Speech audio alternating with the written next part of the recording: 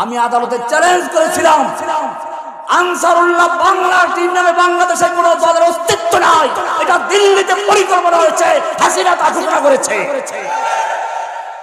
গোটা জাতিকে ধ্বংস করার জন্য, বাংলাদেশের মুসলিম উম্মাহকে কলঙ্কিত করার জন্য যে সমস্ত চক্রান্ত হয়েছিল, তার মধ্যে একটা ছিল রাজাকার চক্রান্ত। বয়স বেশি হলে রাজাকার, সাইদি সাহেব তার শিকার, আর যদি বয়স কম হয় তাহলে তাকে বড় জঙ্গি, রহমানি তার শিকার হয়েছিল। আর যদি পারা যায় নারী কেলেঙ্কারির জড়াও, মামুনুল হক তার শিকার হয়েছিল। আরো চক্রান্ত ছিল, আমাকে দেখানো হয়েছে। অসংখ্য আমাদের তালিকা ছিল। কাউকে নারী কেলেঙ্কারিতে জড়াবার চক্রান্ত করা হচ্ছিল, কাউকে দুর্নীতি দমন দিয়ে তাকে ঘায়েল করা চক্রান্ত হচ্ছে।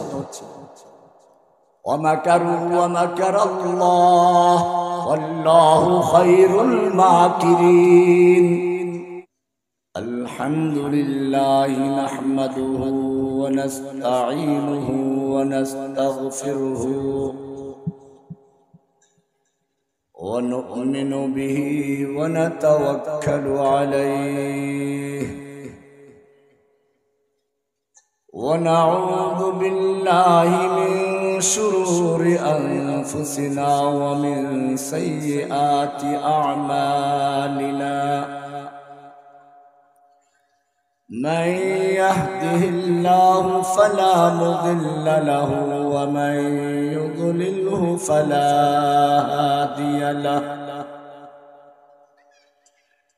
وأشهد أن لا إله إلا الله وحده لا شريك له وأشهد أن محمدًا عبده ورسوله صلى الله تعالى عليه وعلى آله وأصحابه أجمعين. أما بعد فأعوذ بالله من الشيطان الرجيم. بسم الله الرحمن الرحيم. وما لكم لا تقاتلون في سبيل الله والمستضعفين من الرجال والنساء والولدان الذين يقولون ربنا أخرجنا من هذه القرية الظالم أهلها واجعل لنا من لدنك وليا واجعل لنا من لدنك نصيرا. وقال رسول الله صلى الله عليه وسلم من يرد الله به خيرا يفقهه في الدين. صدق الله تعالى وصدق رسوله النبي الأمي الكريم ونحن على ذلك لمن الشاهدين والشاكرين والحمد لله رب العالمين.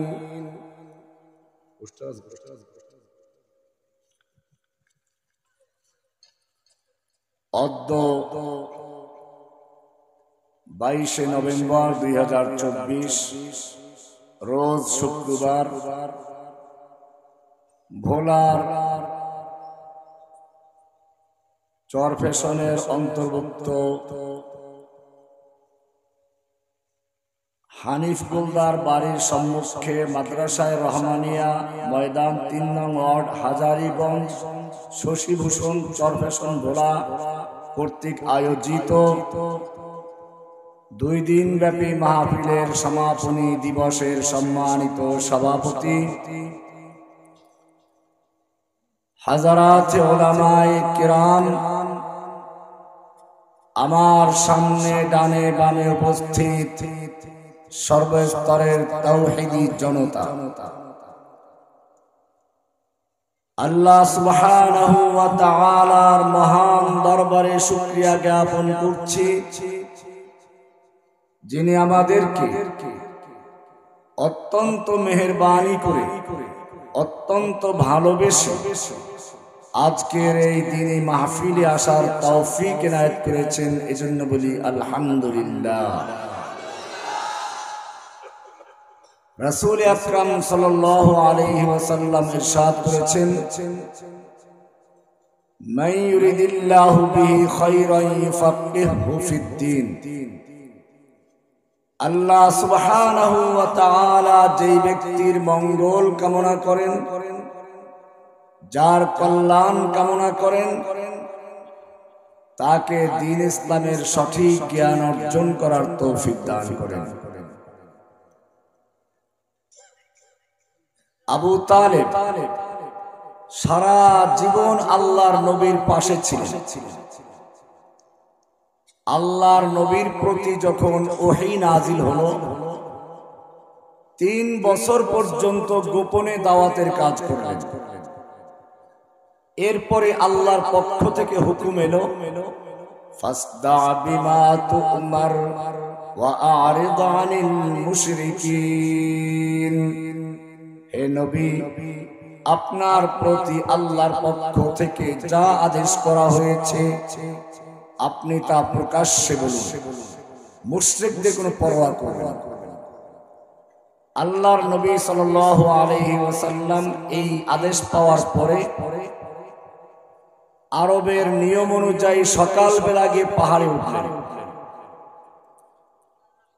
আরব দেশে বিভিন্ন যুদ্ধ হতো, এজন্য সকালবেলা গিয়ে তা পাহাড়ে উঠে তাকাতো কোনো সেনা বাহিনী, শত্রু সেনা দেখা যাচ্ছে কিনা। শত্রু সেনা দেখা গেলেই তারা ল্যাংটা হয়ে কাপড়টা খুলে মাথার উপর ঘুরাতো আর বলতো, ইয়া সাবাহা ইয়া সাবাহা, সকালের বিপদ, সকালের বিপদ। আর সকলেই বুঝতো যে নিশ্চয়ই কোনো বড় ধরনের শত্রু বাহিনী আক্রমণ করবে, এজন্য তারা যুদ্ধের পোশাক পরে অস্ত্র নিয়ে বের হয়ে আসবে। আল্লাহর নবী সেই নিয়ম অনুযায়ী সকালবেলা গিয়ে সাফা পাহাড়ে উঠলেন। জোরে ডাক দিলেন, ইয়া সাবাহ। তবে উলঙ্গ হন নাই, খেয়াল রাখেন।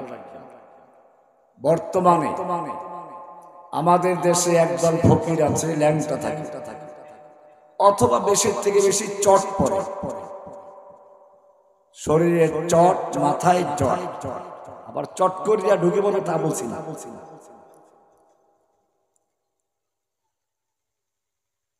মাথায় জট, শরীরে চট, মুখে দুর্গন্ধ। আল্লাহর নবী কখনো উলঙ্গ হন নাই। যেই নবী সারা জীবনে কখনো উলঙ্গ হন নাই, সেই নবীর উম্মতরা ল্যাংটা ফকির দেখলে মনে করে ভিতরে মাল আছে। আল্লাহর নবীর সঙ্গে চরম বেয়াদবি।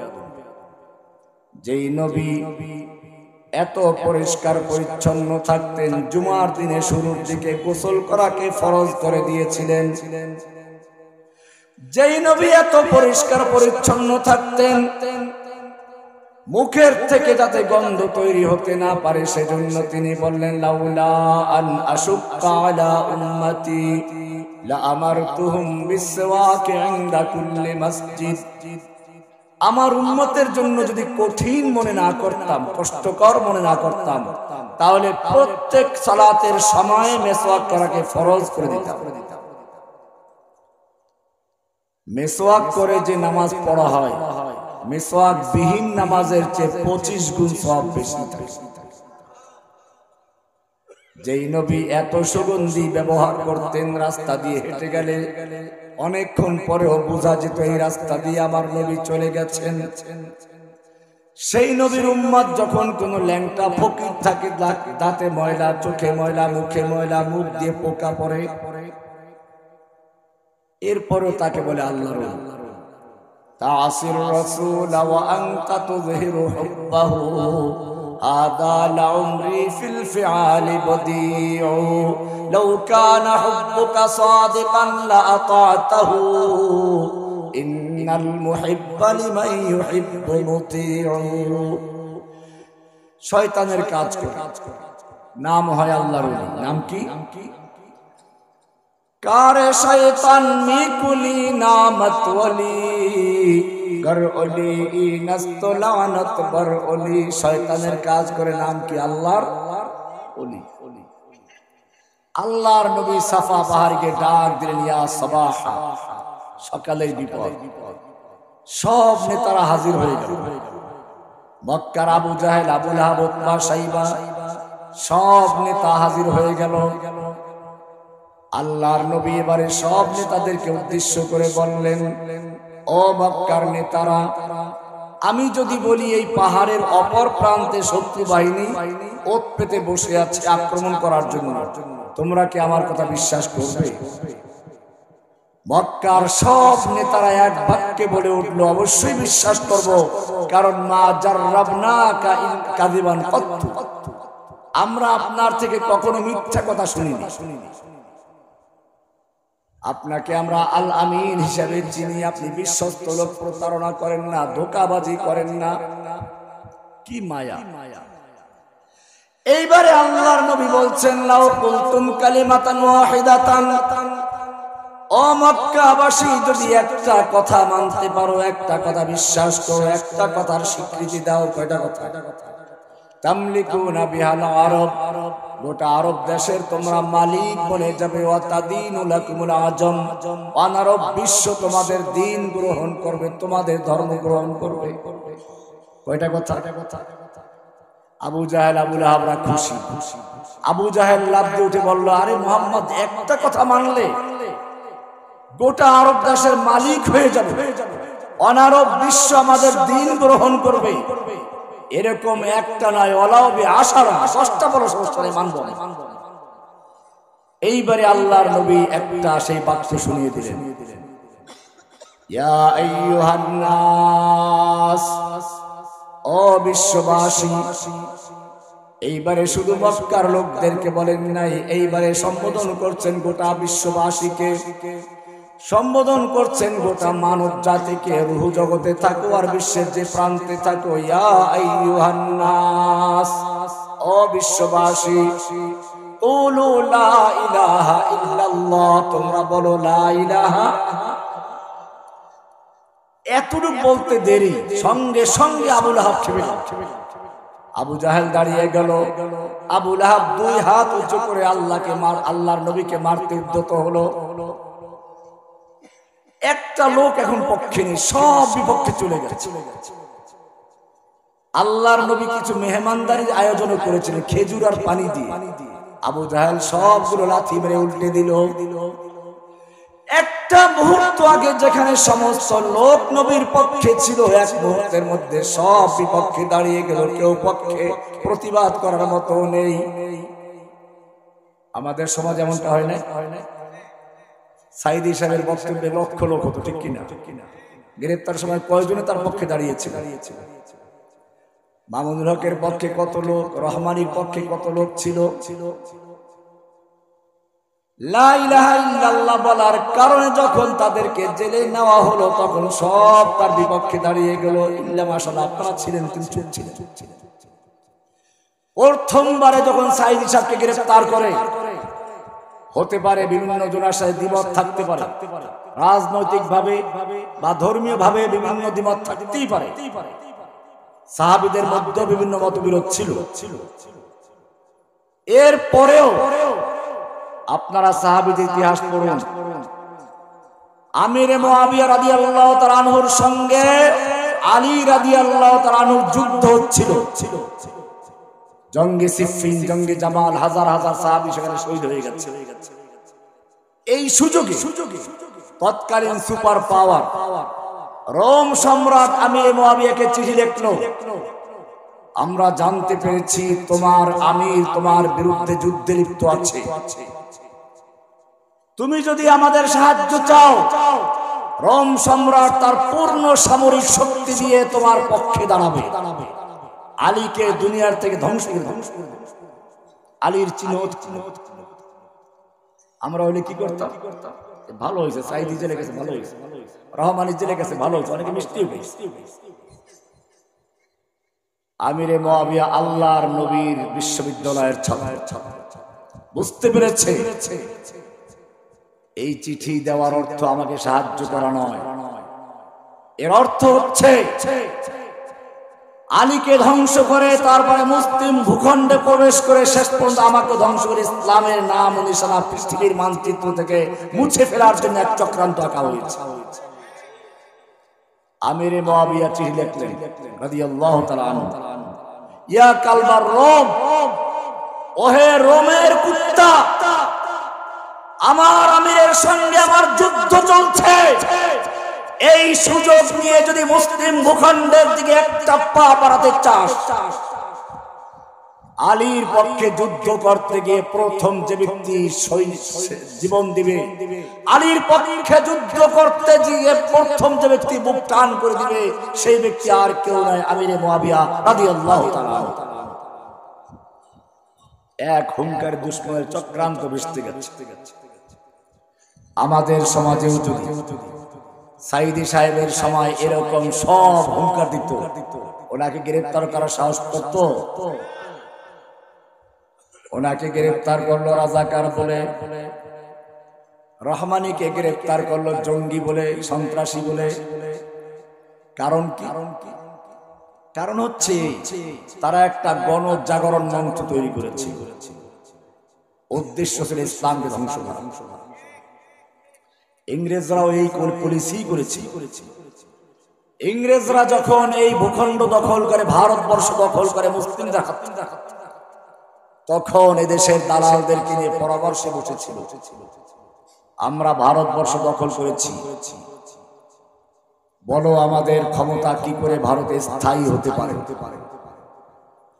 ইংরেজদের দালাল এদেশের হিন্দু নেতারা, খ্রিস্টানরা এবং একদল মুসলিম মৌলবাদীরা, ইংরেজদের পা চাটা গোলাম ফরিদউদ্দিন মাসুদরা, নাম হয়তো ভিন্ন ছিল, নাম ছিল গোলাম মোহাম্মদ কাদিয়ানী, আহমেদ রাজা খান বেরেলি, কিন্তু চরিত্র একই, যুগে যুগে চরিত্র একটাই। ইংরেজ সরকার তাদেরকে নিয়ে বসলো, আমরা ভারতবর্ষ দখল করেছি, বলো কি করে আমরা স্থায়ী ক্ষমতা লাভ করতে পারি। ভারতের দালালরা রিপোর্ট দিল, ভারতবর্ষে ইংরেজদের শত্রু একমাত্র শুধুমাত্র মুসলিম উম্মাহ, মুসলিম জাতি। যতক্ষণ পর্যন্ত মুসলিম উম্মাহ শক্তিশালী থাকবে, ওদের ভিতরে ঈমানী চেতনা থাকবে, জিহাদি চেতনা থাকবে, ততক্ষণ পর্যন্ত মুসলিমদের বিরুদ্ধে বিজয় লাভ করা সম্ভব নয়, দামিয়ে রাখা সম্ভব নয়। কাজে মুসলিমদের হত্যা করতে হবে। ইতিহাস যারা জানেন তারা জানেন। এরপরে মুসলিমদের হত্যা করা শুরু হলো, লক্ষ লক্ষ মুসলিমদের আলেমদের হত্যা করা হলো। দিল্লির চাঁদনী চক থেকে নিয়ে খয়বর পর্যন্ত রাস্তার দুপাশে এমন কোন গাছ ছিল না যে গাছের ডালে ডালে এক একজন আলেমকে ফাঁসিতে ঝুলানো না হয়েছিল। ওলামায়ে কেরামদেরকে জীবন্ত শুকুরের চামড়ার ভিতরে ঢুকিয়ে ঘোড়ার পায়ের সঙ্গে বেঁধে দেওয়া হয়েছিল। ঘোড়ার পায়ের সঙ্গে বেঁধে দিয়ে সজোরে দৌড়ানো হলো, আর ওলামায়ে কেরামদেরকে তিলে তিলে ধুকে ধুকে মারা হলো। ওলামায়ে কেরামদেরকে নির্বাসনে আন্দামান দ্বীপে পাঠানো হলো। কোরআনুল কারীমকে জমা করে দিল্লি শাহী মসজিদের সামনে ৩ লক্ষ কোরআনে কারীমকে একবারে পড়ানো হয়েছিল। মাদ্রাসাগুলোকে পুড়িয়ে দেওয়া হলো, মসজিদগুলোকে ঘোড়ার আস্তাবল বানানো হলো। শুধু এই পর্যন্তই শেষ নয়, ভারতবর্ষে মাদ্রাসা মসজিদের নামে হাজার হাজার একর জমি ছিল ওয়াকফ সম্পত্তি। যেই অর্থ দিয়ে মসজিদগুলো পরিচালিত হতো, মাদ্রাসা পরিচালিত হতো, ওরা চিন্তা করলো মসজিদ ধ্বংস করলেই হবে না, এই মসজিদ মাদ্রাসা যে অর্থ দিয়ে চলে সেই অর্থ মেরুদণ্ড ভেঙে দিতে হবে। সমস্ত অর্থ সম্পত্তি বাতিল করে দিয়ে হিন্দু দাদাদেরকে জমিদারি মালিকানা দিয়ে দাও। আপনারা যে দেখেন বিভিন্ন হিন্দুদের নামে বিশ্ববিদ্যালয়, কলেজ, ইউনিভার্সিটি, এগুলো কিসের? এগুলো ওদের নামে করেছে, ওদের বাপদাদার জমি নয়। মুসলিমদের অর্থ সম্পত্তি ওদের নামে নিয়ে তারপরে নামকে আসতে বিভিন্ন বিশ্ববিদ্যালয় করেছে। আমাদের নব্য ইংরেজরাও সেটাই করেছে। দেখেন নাই কওমি মাদ্রাসা চলে কি দিয়ে? গরিবদের যাকাতের টাকা দিয়ে। যাকাত যাতে করে মাদ্রাসায় যেতে না পারে সেজন্য সরকার যাকাত বোর্ড গঠন করলো। মুমিনরা যদি ক্ষমতা পায় 4টা কাজ করে। কয়টা কাজ? 4টার 3টার কোনো খবর নাই। একটা যেখানে পয়সা আছে ওইখানে বোর্ড গঠন করেছে।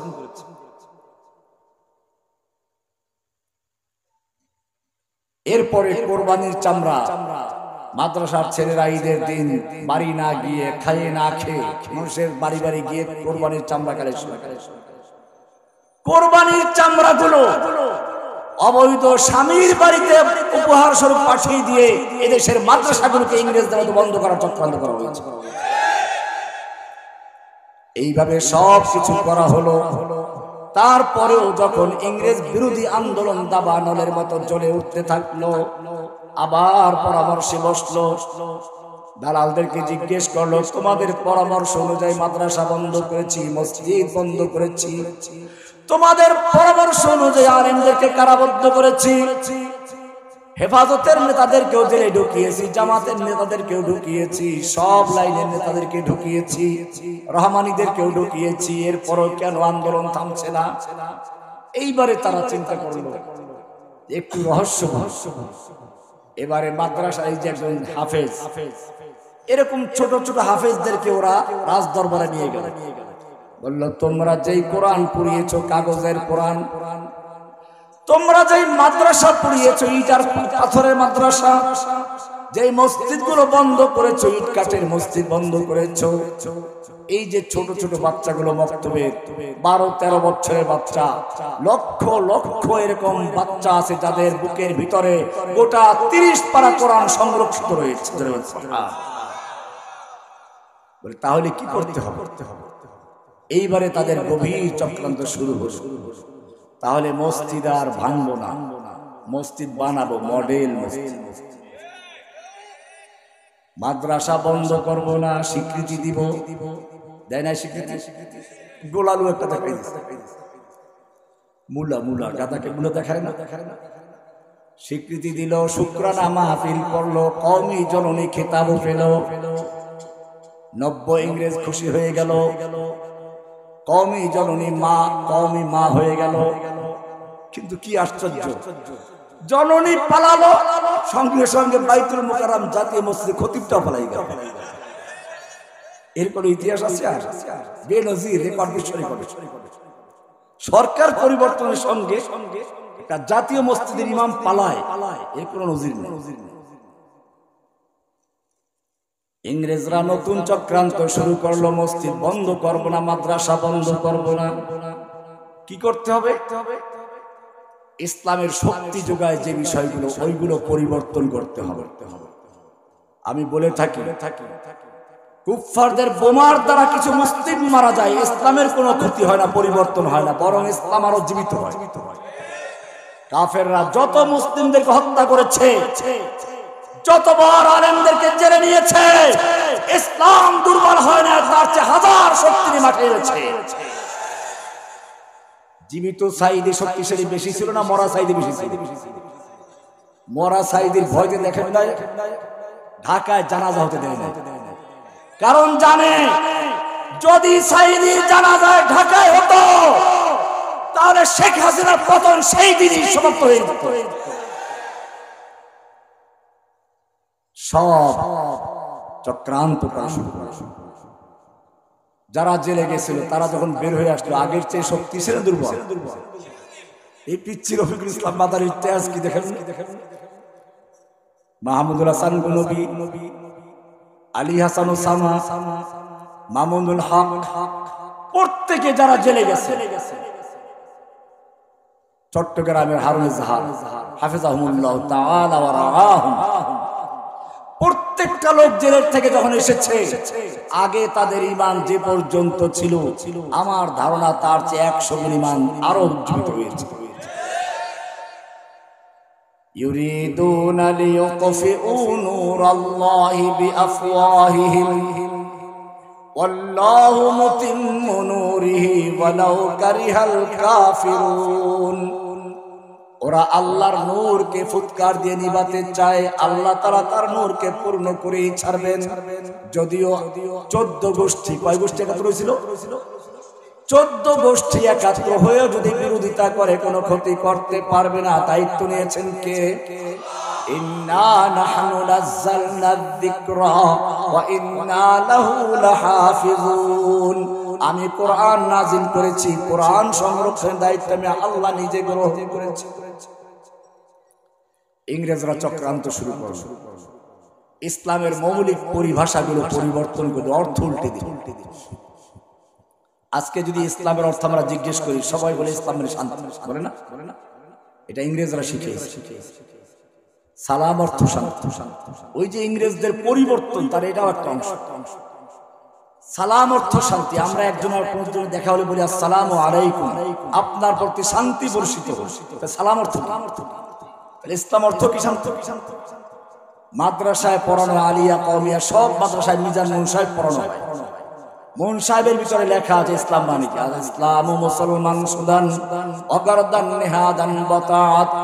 ইসলাম মানে হচ্ছে আত্মসমর্পণ করা। ইসলাম মানে কি? কার কাছে? নেত্রীর কাছে। ইসলাম মানে হচ্ছে আত্মসমর্পণ করা। কার কাছে? ইন্না সালাতি ওয়া নুসুকি ওয়া মাহইয়ায়া ওয়া মামাতি লিল্লাহি রাব্বিল আলামিন। কার কাছে আত্মসমর্পণ করা? ইব্রাহিম আলাইহিস সালাতু ওয়াস সালামকে আল্লাহ বলছেন, ইয ক্বালা রাব্বুহু আসলিম। ও ইব্রাহিম, তুমি আসলিম করো, আত্মসমর্পণ করো।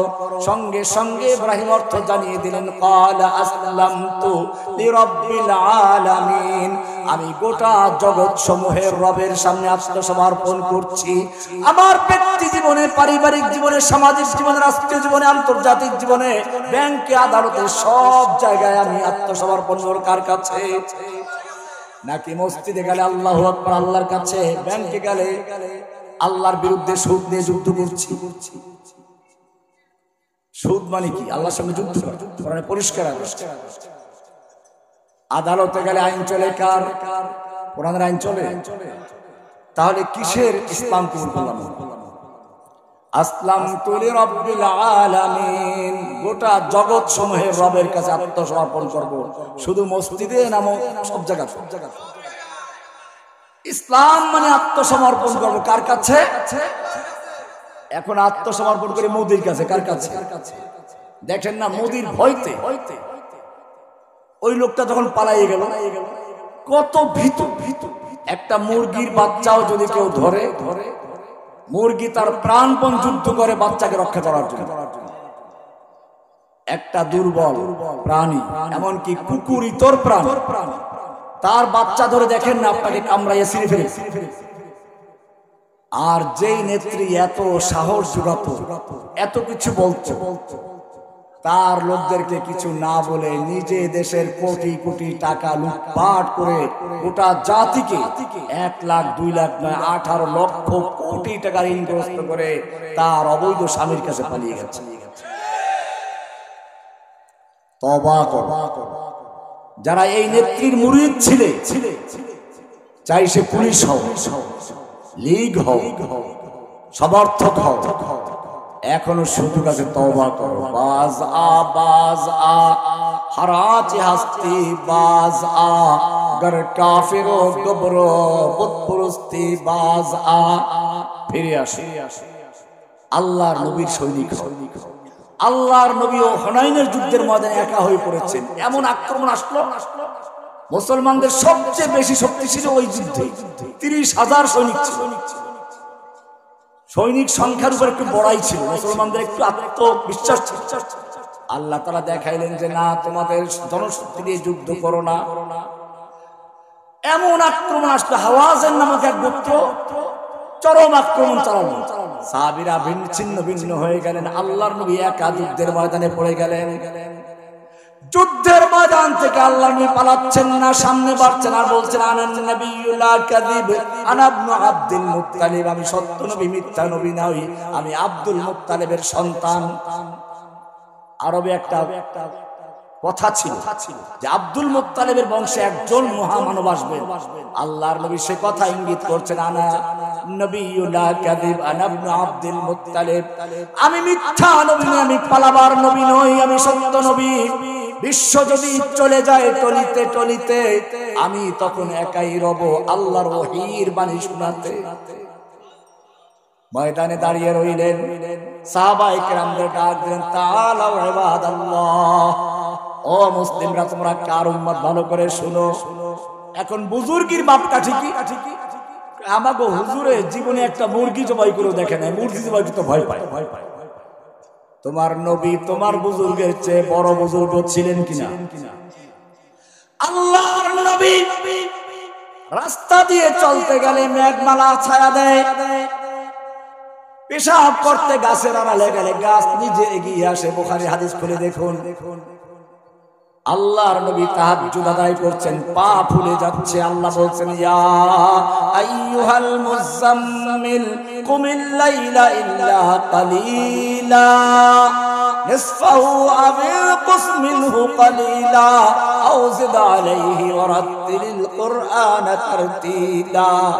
হে নবী, ও কামলিওয়ালা, উঠো, রাত্রি জাগরণ করো, তবে তুমি সারা রাত ইবাদত করার কোনো দরকার নেই। নিসফাহু আও ইনকুস মিনহু কালিলা, অর্ধেক রাত্র বা তার চেয়ে একটু কম বা তার চেয়ে একটু বেশি তুমি সারা রাত ইবাদত করলে খুশি হও। আমি আল্লাহ তোমাকে ঘুমন্ত দেখলেও খুশি হয়ে জোরে বলেন সুবহানাল্লাহ। কি মায়া মোহাব্বত! শুধু এ পর্যন্তই নয়, আল্লাহর নবী বসে আছেন, সাহাবায়ে কেরাম আলোচনা করছেন। এর মধ্যে একজন সাহাবীর আওয়াজটা একটু বড় হয়ে গেছে, ওমর বিন খাত্তাবের বা অন্য কোন সাহাবীর। আল্লাহর নবীর আওয়াজটা চাপা পড়ে গেছে, আল্লাহ তাআলার বরদাশত হয় না, সঙ্গে সঙ্গে সূরা হুজরাতের আয়াত নাযিল হয়ে গেল, ইয়া আইয়ুহাল্লাযীনা আমানু লা তারফাউ আসওয়াতাকুম ফাওকা সাওতিন নবী ولا تجهروا له بالقول كجهر بعضكم لبعض أن تحبط أعمالكم। ও ঈমানদাররা, খবরদার খবরদার, নবীর আওয়াজের চেয়ে জোরে আওয়াজে কথা বলবি না। এমনটা যদি করো, তোমার জীবনের সমস্ত নামাজ, রোজা, হজ, যাকাত, জিহাদ, কিতাল সব কিছু বরবাদ হয়ে যাবে। ওয়া আনতুম লা তাশউরুন, টেরও পাইবা না। কি মায়া নবীর সঙ্গে! নবীর সাথে কথা বলতে গিয়ে একটু জোরে হয়ে গেছে, ওহী নাযিল হয়ে গেল। শুধু এ পর্যন্তই নয়, নবী ওহীর মুখস্থ করার জন্য কষ্ট করছেন, কোরআন নাযিল হচ্ছে, জিবরাইল শোনাচ্ছেন, আল্লাহ নবী মুখস্থ করছেন। পড়া যদি গুরুত্বপূর্ণ হয়, ছাত্র ওস্তাদের সঙ্গে ঠোঁট নাড়ে আর পড়ে। আল্লাহর নবী মুখস্থ করার জন্য ঠোঁট নাড়াচাড়া করছেন, আল্লাহর সহ্য হয় নাই, সঙ্গে সঙ্গে আয়াত নাযিল হয়ে যাচ্ছে, লা তুহাররিক বিহি লিসানাকা লিতাজালা বিহি ইন্না আলাইনা জামাহু ওয়া কুরআনা। হে নবী, আপনি কোরআনকে দ্রুত মুখস্থ করার জন্য তাড়াহুড়া করবেন না। ইন্না আলাইনা জামাহু ওয়া কুরআনা, গোটা কোরআনকে নূর বানিয়ে সিনার মধ্যে জমা করে দেওয়ার দায়িত্ব আমি আল্লাহ নিজে গ্রহণ করেছি। কি মায়া নবীর সঙ্গে! এই নবী যখন তায়েফের ময়দানে মার খাচ্ছিলেন, আল্লাহ দেখতে পাচ্ছিলেন কিনা? ফেরাবার ক্ষমতা ছিল কিনা? ফিরাইছিল। আমি তায়েফের ময়দানে বসে কয়েকদিনের এই বক্তব্যটা দিয়ে আসছিলাম, হয়তো আপনারা পেয়ে গেছেন, নেটে না শুনে নেবে। আল্লাহর নবী মার খেতে খেতে লুটিয়ে পড়ছেন, আবার দাঁড় করে মারা হচ্ছে, আবার দৌড় দিয়ে লুটিয়ে পড়েছেন, আবার মারা হচ্ছে। তিনবার পড়ে গেছেন। তৃতীয়বারে তারা মনে করলো লোকটা বোধহয় মরে গেছে, তাকে ফেলে চলে গেল।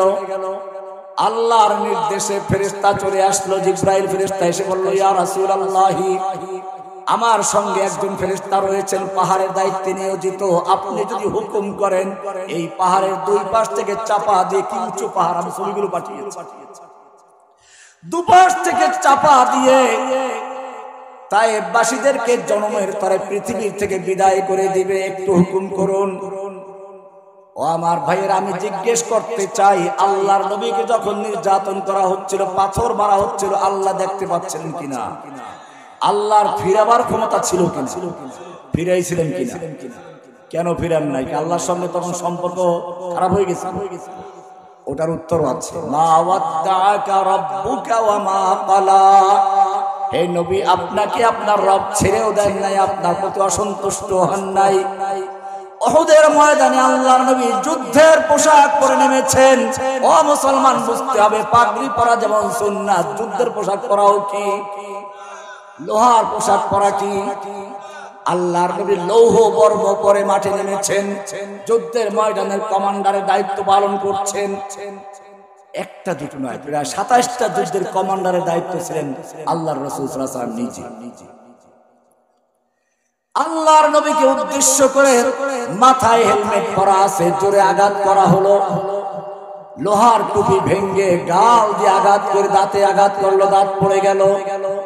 লোহাটা এখন গালের ভিতরে ঢুকে আছে। দুইজন সাহাবী তা বের করার জন্য জোরে টান দিলেন দাঁত দিয়ে, কাপড় দিয়ে। ওই সাহাবীর দাঁতও পড়ে গেল, লোহা বের হয়ে আসলো, গোটা গাল রক্তাক্ত হয়ে গেল। ও মুসলিম উম্মাহ, আমি জিজ্ঞেস করতে চাই, আল্লাহর নবীকে উদ্দেশ্য করে যেই কাফের তলোয়ার দিয়ে আক্রমণ করেছিল, টুপিটা ভেঙে গেল, এই সময় আল্লাহ তাআলা দেখতে পাচ্ছিলেন কিনা? আল্লাহর ফিরাবার ক্ষমতা ছিল কিনা? ফিরিয়েছিলেন কিনা? কেন ফেরান নাই? রাসূলকে কি ভুলে গিয়েছিলেন? মা ওয়াদ্দাআকা রাব্বুকা ওয়া মা ক্বালা। আপনার রব আপনাকে ভুলেও জন্য আপনাকে ছেড়েও দেন নাই বলে, তাহলে আমাকে এত মারলো, তুমি কি ফিরাও নাই কেন? আল্লাহ রাব্বুল আলামিন উত্তর দিচ্ছেন, ওয়া মা লাকুম আম হাসিবতুম আন তাদখুলুল জান্নাতা ওয়া লাম্মা ইয়াতিকুম মাসালুল লাযীনা খালাউ মিন ক্বাবলিকুম মাসাতহুমুল বাসাউ ওয়াদ-দাররাউ ওয়া যুলজিলু হাত্তা ইয়াকুলার রাসূল ওয়াল্লাযীনা আমানু মাআহু মাতা নাসরুল্লাহ। ও মুসলিম উম্মাহ, তোমরা কি মনে করেছো জান্নাতে এমনি ঢুকে পড়বা? জান্নাতে এমনি ঢুকে পড়বা? ওয়ালাম্মা ইয়াতিকুম মাসালুল লাযীনা খালাউ মিন ক্বাবলিকুম, অথচ তোমাদের কাছে আসে না ওই সমস্ত বিপদ আপদ মুসিবত যা এসেছিল তোমার নবীর প্রতি, তোমার পূর্বে সাহাবীদের প্রতি। মাসাতুমুল বাসাউ ওয়াদ-দাররাউ ওয়া যুলজিলু, চরম আক্রমণ এসেছে, চরম দুর্ভিক্ষ এসেছে। তারপরে তারা এমন কি বলতে বাধ্য হলো, মাতা নাসরুল্লাহ, আল্লাহর সাহায্য আর কবে আসবে? এইরকম এক অবস্থার সৃষ্টি হয়েছিল আল্লাহর নবীর কাছে। আল্লাহর নবী নিজেও ৩ বছর পর্যন্ত কারাবন্দী ছিলেন। সে আবি তালেব পুরো বংশ। বোঝা গেল অনেকে আছে কারাবন্দী হলে বলে যে এটা আমাদের হুজুরের বদদোয়া লাগছে। যুগে যুগে মক্কার মুশরিকরা ওই কথা বলে, কাফেররা ওই কথা বলে, ইল্লা তারাকা বাদু আলিহাতিনা। যখনই কোন নবী বিপদে পড়তেন, সঙ্গে সঙ্গে মূর্তি পূজকরা বলতো আমাদের এই কোন দেবদেবীর বদদোয়া লেগেছে, তাই সে বিপদে পড়েছে। ও মুসলমানরা, ভালো করে শুনে রাখো, আল্লাহর নবী ৩ বছর পর্যন্ত সে আবি তালেবে বন্দী ছিলেন। ইমামে আবু হানিফা রাহমাতুল্লাহ আলাইহি জেলে ছিলেন। ইমামে আহমদ বিন হাম্বল রাহমাতুল্লাহ আলাইহি দীর্ঘদিন পর্যন্ত জেলে ছিলেন। ইমামে মালিক রাহমাতুল্লাহ আলাইহিকে মদিনার গলিতে গলিতে মারা হয়েছে আর ঘোরানো হয়েছে। ইমামে ইবনে তাইমিয়া রাহমাতুল্লাহ আলাইহি জেলে মারা গিয়েছেন। উলামায়ে দেওবন্দের আজকে সারা বিশ্বে প্রচার রয়েছে। ইতিহাস পড়ে দেখো, উলামায়ে দেওবন্দ ইংরেজদের আমলে কত কষ্ট করেছেন, কারা নির্যাতিত হয়েছিলেন, অনেককে হত্যা করা হয়েছিল। যুগে যুগে যারা আল্লাহর পথে কাজ করেছে, নবীর সুন্নাহ মোতাবেক কাজ করেছে, তাদের উপরে জেল জুলুম অত্যাচার এসেছে। কোরআন পরিষ্কার বলেছে, আম হাসিবতুম আন তাদখুলুল জান্নাহ। আল্লাহর নবীর এই সুন্নাতগুলো আর আলোচনা হয়, কারণ এই সুন্নাতগুলো আলোচনা করলে সমস্যা আছে। এই যে সুফিজম, এর একজন বড় ইমাম ছিলেন ফুজাইল ইবনে আয়াজ রাহমাতুল্লাহ আলাইহি। মক্কা মদিনায় থাকতেন, আর মক্কা মদিনার ফজিলত তো জানেন। 1 রাকাত নামাজ পড়লে মক্কায় 1 লক্ষ রাকাতের সওয়াব পাওয়া যায়। জমজমের পানি পান করা যায়। হাতিমে কাবায় নামাজ পড়া যায়, মাকামে ইব্রাহিমের পিছনে নামাজ পড়া যায়, বাইতুল্লাহ তওয়াফ করা যায়, মুলতাজামে বুক লাগানো যায়, হাজরে আসওয়াদ চুমো খাওয়া যায়। সবচেয়ে বড় কথা হচ্ছে আল্লাহর নবী ছোটবেলায় যেই জমিনে শৈশবে ঘোরাফেরা করেছেন সেই জমিনে ঘোরাফেরাও করা যায়। এত ফজিলত, এত মর্যাদা। আর ওই একই সময় আরেকজন ছিলেন বড় আলেম মুজাহিদ আব্দুল্লাহ বিন মুবারক রাহমাতুল্লাহ আলাইহি। হাদিসের সিলসিলায় তার নাম আছে, সুফিদের সিলসিলায় আছে ফুদাইল ইবনে আয়াজের নাম, আর মুহাদ্দিসিনদের তালিকায় আছে তার নাম। আব্দুল্লাহ বিন মুবারক রাহমাতুল্লাহ আলাইহি যুদ্ধের ময়দানে পাহারাদারি করছেন আর হাদিস পড়াচ্ছেন। ছাত্ররা তার কষ্ট দেখে বলল, হুজুর আপনি একজন শাইখুল হাদিস, আপনি একজন মুহাদ্দিস। আমি তো মুহাদ্দিস ছিলাম, শাইখুল হাদিস ছিলাম, ধানমন্ডির এক মসজিদে ইমামতি করতাম। ওই সময় বোধহয় আমার মতো এত বাইতুল মুকাররম ছাড়া এত বেশি বেতনে কোনো ইমাম ছিল না। বরিশাল মাহমুদিয়ার কাছে আছে, এখানে হাদিস পড়িয়েছি। আপনি এত কষ্ট করছেন, জেলখানায় আপনাকে নির্জন বাসে রাখা হয়েছে, কারোর সাথে কথা বলতে দেওয়া হচ্ছে না, বেরি পড়াইয়া রাখা হয়েছে। বরগুনা খবর নাই, বরগুনা আমাকে গ্রেফতার করালো। দীর্ঘ 7 মাস পর্যন্ত চোর ডাকাত খুনিদেরকেও বেরি পড়ানো জেলখানার ভিতরে। জসিমউদ্দিন রহমানীকে একদিন দুদিন নয়, দীর্ঘ 7 মাস পর্যন্ত মোটা মোটা বেড়ি পরিয়ে তারপরে কারাবন্দি করে রাখা হয়েছিল একটা কোঠরির ভিতরে। এই বরগুনার কাহিনী বললাম, এটা অন্যটা পরেরটা বলবো। এই পরেরগুলো তো আরো কঠিন। পুরা বংশটা জেলে ঢোকানো হলো, ভাই ভাতিজা ভাগনা কাউকে রাখা হলো না। একমাত্র ছোট ভাইটা ছিল তখন বরিশালে, তাকে গুম করা হলো। 6 মাস পর্যন্ত চরম অত্যাচার নির্যাতন করা হলো। এরপরে একটা খালি স্বীকার করো যে জসিমউদ্দিন রহমানী একটা পার্টি করতো, আনসারুল্লাহ বাংলা টিম, ওটার নেতা। কারণ আমাকে গ্রেফতার করেছে, একটা তো অজুহাত দিতে হবে। তারা প্রচার করলো আনসারুল্লাহ বাংলা টিমের তিনি প্রধান। আমি আদালতে চ্যালেঞ্জ করেছিলাম, আনসারুল্লাহ বাংলা টিম নামে বাংলাদেশে কোনো দলের অস্তিত্ব নাই, এটা দিল্লিতে পরিকল্পনা হয়েছে, হাসিনা তা ঘোষণা করেছে। গোটা জাতিকে ধ্বংস করার জন্য, বাংলাদেশের মুসলিম উম্মাহকে কলঙ্কিত করার জন্য যে সমস্ত চক্রান্ত হয়েছিল তার মধ্যে একটা ছিল রাজাকার চক্রান্ত। বয়স বেশি হলে রাজাকার, সাইদি সাহেব তার শিকার। আর যদি বয়স কম হয় তাহলে তাকে বড় জঙ্গি, রহমানী তার শিকার হয়েছিল। আর যদি পারা যায় নারী কেলেঙ্কারির জড়াও, মামুনুল হক তার শিকার হয়েছিল। আরো চক্রান্ত ছিল, আমাকে দেখানো হয়েছে। অসংখ্য আমাদের তালিকা ছিল। কাউকে নারী কেলেঙ্কারিতে জড়াবার চক্রান্ত করা হচ্ছিল, কাউকে দুর্নীতি দমন দিয়ে তাকে ঘায়েল করার চক্রান্ত হচ্ছে। ওয়ামাকারু ওয়ামাকারাল্লাহ ওয়াল্লাহু খায়রুল মাকিরিন।